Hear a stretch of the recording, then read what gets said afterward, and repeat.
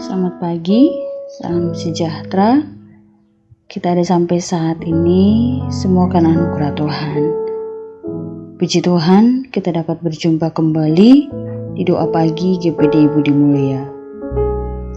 Kita akan mendengarkan renungan firman Tuhan. Mari kita awali dengan doa. Mari kita berdoa. Bapa yang baik, terima kasih, kami mengucap syukur. Pagi hari ini kami boleh bangun dengan tubuh yang sehat. Terima kasih buat penyertaan Tuhan yang selalu nyata dan selalu baru buat hidup kami. Sepanjang malam kami bisa lewati, dan pagi hari ini Tuhan izinkan kami bangun dan bisa menjalani di sepanjang hari ini, menikmati berkat yang baru, menikmati hari yang baru. Kami mengucap syukur atas semua anugerah Tuhan yang begitu besar buat hidup kami. Bapak, sebentar juga kami mau mendengarkan firman Tuhan. Jamah setiap hati kami Tuhan, supaya firman-Mu yang akan kami dengar sebentar tidak berlalu begitu saja, dan tidak hanya kami mengetahui, tapi ajar kami untuk menjadi pelaku, agar firman Tuhan terus bertumbuh dalam setiap hidup kami. Terima kasih Tuhan Yesus, kami mengucap syukur, kami berdoa dalam nama Tuhan Yesus Kristus. Haleluya, amin. Firman Tuhan pagi ini, Ayub pasal yang ke-17, ayat yang ke-15. Demikian firman Tuhan. Maka di manakah harapanku? Siapakah yang melihat adanya harapan bagiku? Puji Tuhan, saudara. Saudara yang dikasihi oleh Tuhan, masalah, persoalan, dan pergumulan hidup, serta tidak melihat atau memiliki jalan keluar, seringkali membuat seseorang memiliki pemikiran untuk mengambil jalan pintas atau bunuh diri, saudara. Dia berpikir dengan kematian maka semuanya akan selesai. Saudara, hal ini juga dialami oleh Ayub. Kondisi dan keadaan Ayub membuat hidupnya patah semangat dan timbul pemikiran dalam diri Ayub, yaitu jalan pintas. Karena dalam ayat yang pertama di sana berkata, karena telah tersedia kuburan baginya. Firman Tuhan juga di sana berkata umurnya sudah habis, yang artinya dia merasa bahwa kematian adalah jalan yang terbaik untuknya saat itu. Di saat dia benar-benar mengalami yang namanya keterpurukan dalam hidupnya. Sampai-sampai dia bertanya, seperti ayat yang kita sudah baca tadi, ayat yang ke-15. Di manakah harapanku? Siapakah yang melihat adanya harapan bagiku? Jadi dia benar-benar mengalami kehilangan harapan atas hidupnya, saudara. Saudara, suatu pemikiran yang salah dan keliru bila orang memiliki dan mengambil tindakan seperti itu, ya, khususnya bagi kita orang yang percaya kepada Tuhan. Karena tentu orang yang seperti itu adalah orang yang tidak mengenal Allah dengan sungguh-sungguh atau tidak mengenal Bapaknya dengan baik. Saudara, di dalam Tuhan selalu ada pengharapan dan jalan keluar, seberat apapun masalah yang kita hadapi. Jadi jangan pernah berpikir dengan mengakhiri hidup atau bunuh diri maka masalah selesai. Dan banyak sekali kalau kita melihat berita, banyak sekali orang yang melakukan hal itu, saudara. Di saat menghadapi masalah yang mungkin menurut dia udah besar sekali, dan dia merasa bahwa seolah-olah jalan keluar sudah tidak ada lagi, sehingga dia berpikir sudah, saya akhiri saja hidup ini. Sehingga dia memutuskan untuk bunuh diri, saudara. Nah, masalah di dunia memang semua selesai ya saudara.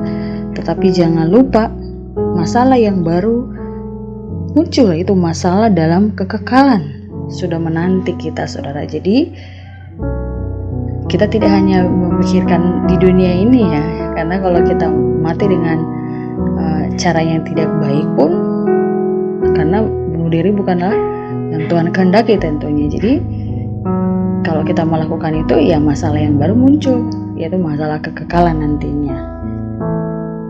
Oke saudara, Roma 5 ayat yang kelima firman Tuhan berkata, dan pengharapan tidak mengecewakan, karena kasih Allah telah dicurahkan di dalam hati kita oleh Roh Kudus yang telah dikaruniakan kepada kita. Arti dari kata pengharapan menurut Kamus Besar Bahasa Indonesia adalah keinginan supaya menjadi kenyataan. Nah, setiap kita pasti selalu mengharapkan yang terbaik dalam hidup kita. Misalnya kita pengen bahagia, kita pengen diberkati, pengen panjang umur, dan banyak harapan lain yang kita inginkan ya saudara.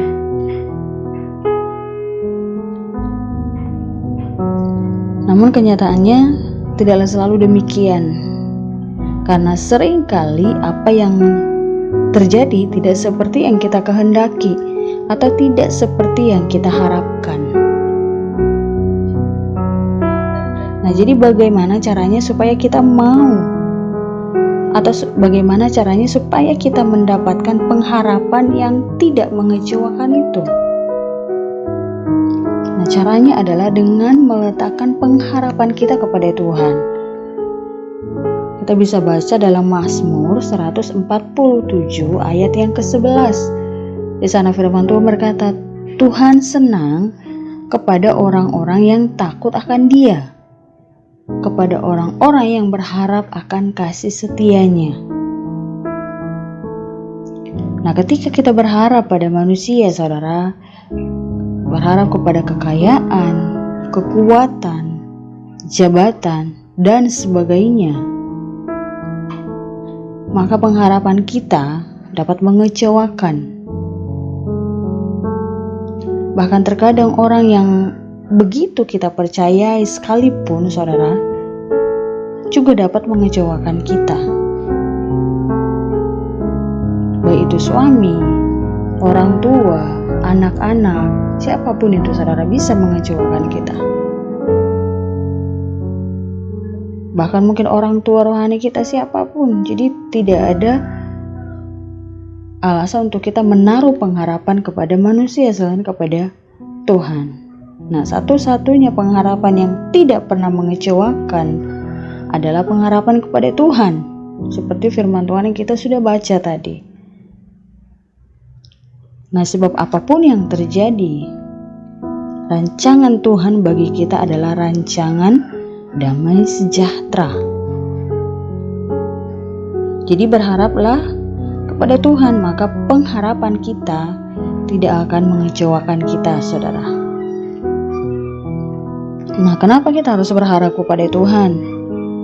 Firman Tuhan dalam Ibrani 6 ayat yang ke-19a, firman Tuhan di sana berkata, pengharapan itu adalah sauh yang kuat dan aman bagi jiwa kita. Jadi ketika kita berharap kepada Tuhan, berarti kita sedang meletakkan dasar kepercayaan yang kuat kepada Tuhan, yang akan membuat jiwa kita merasa aman dan tenang, saudara. Tidak mudah diombang-ambingkan oleh berbagai masalah. Nah, jadi saudara, mari berharap kepada Tuhan. Maka Ia akan memberikan kekuatan serta sukacita kepada kita untuk menjalani hidup ini, sehingga kita akan menjadi pemenang-pemenang dalam kehidupan kita. Jadi setiap masalah yang kita hadapi, kalau kita menaruh pengharapan kita kepada Tuhan, maka kita akan melihat pembelaan Tuhan itu juga sungguh nyata buat hidup kita. Jadi firman Tuhan mengingatkan kita jangan pernah salah berharap. Sekalipun mungkin masalah kita besar, bahkan sampai ada pertanyaan seperti yang Ayub lontarkan, di manakah pengharapanku itu? Jadi seolah-olah kita sudah hilang harapan dalam hidup ini. Tapi firman Tuhan mengingatkan kita, mari kita sama-sama berharap kepada Tuhan. Karena pengharapan di dalam Tuhan itu tidak akan pernah mengecewakan kita. Tuhan kiranya menolong kita, Tuhan kiranya memampukan kita untuk menjadi umat-umat Tuhan yang tetap setia kepada Tuhan dan selalu menaruh pengharapan kepada Tuhan. Mari kita berdoa. Bapa yang baik, kami mengucap syukur buat pagi hari ini.